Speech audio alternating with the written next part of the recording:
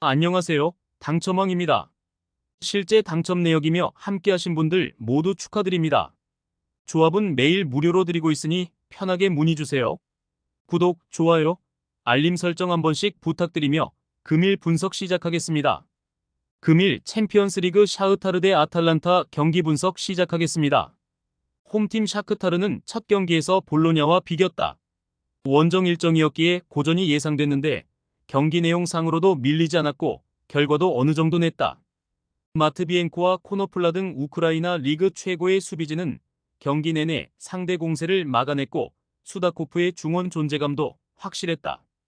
단 챔스에서 더 높은 곳으로 가기 위해서는 주코프와 트라오레 등이 기회를 골로 연결해야 한다. 원정팀 아탈란타는 시즌 출발이 아쉽다.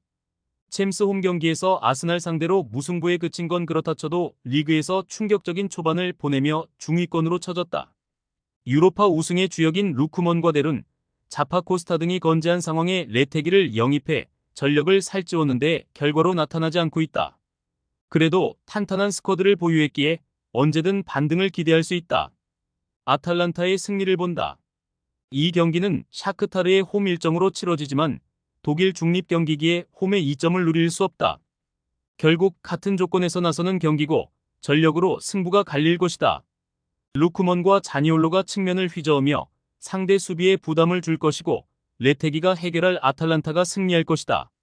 금일 챔피언스리그 지로나 대 페예노르트 경기 분석 시작하겠습니다.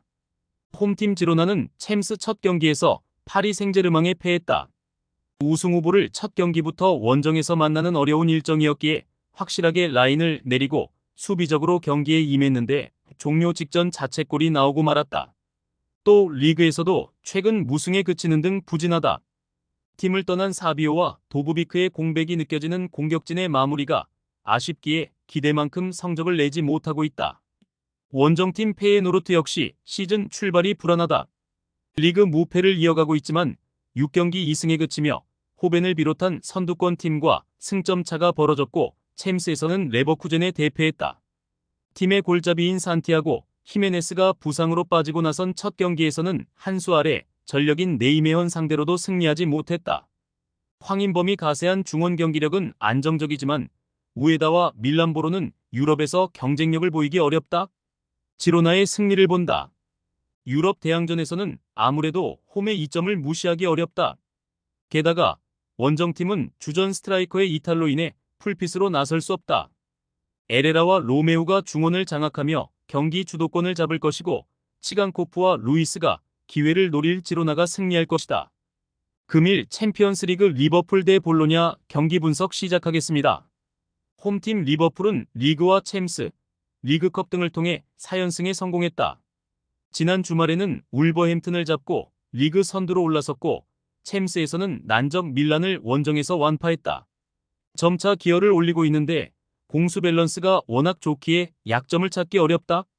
각포와 키에사, 조 고메즈 등이 벤치에서 교체로 나설 정도로 선수단 구성에 강점이 있고 메갈리스터와 흐라벤베흐 등 중원 경기력도 꾸준하다.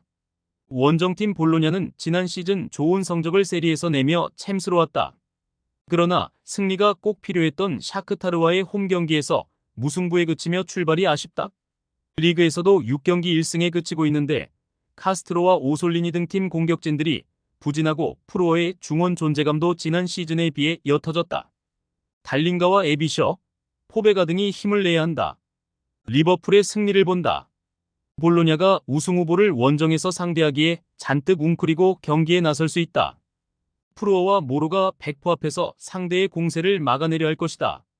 그러나 디아즈와 살라가 경기 내내 상대 수비를 몰아칠 것이고 조타와 누네스가 기회를 노릴 리버풀을 저지하긴 어려워 보인다. 금일 챔피언스리그 라이프치히 대 유벤투스 경기 분석 시작하겠습니다.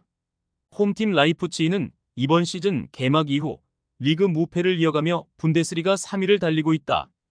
그러나 챔스 첫 경기에서는 아틀레티코 상대로 경기를 잘 풀어가고도 승점을 얻지 못했다. 세스코의 골이 나왔지만 라리가 강호이자 늘 챔스 4강권 전력을 자랑하는 아틀레티코 원정은 쉽지 않았다. 때문에 강점이 있는 홈 경기에서 전력을 다해 승리를 노린다. 원정팀 유벤투스는 호벤을 잡고 챔스 복귀 경기에서 신바람을 냈다. 이번 시즌 새로 가세한 니콜로 곤잘레스의 골이 나왔고 맥케니의 중원 존재감도 확실했다. 블라호비치가 초반 다소 주춤하고 있지만 이선의 공격 지원이 워낙 원활하기에 큰 문제가 아니고 캄비아소와 웨아 등이 빠른 스피드로 상대 측면을 공략 중이다. 접전을 본다. 라이프치히는 루카쿠를 밀어내며 벨기에 주전 스트라이커로 떠오른 오펜다를 비롯해 네덜란드 팀의 에이스인 사비 시몬스 등 전방 화력이 좋다. 그러나 세리에서 가장 강력한 수비를 자랑하는 유벤투스 상대로는 우위를 점하기 쉽지 않다.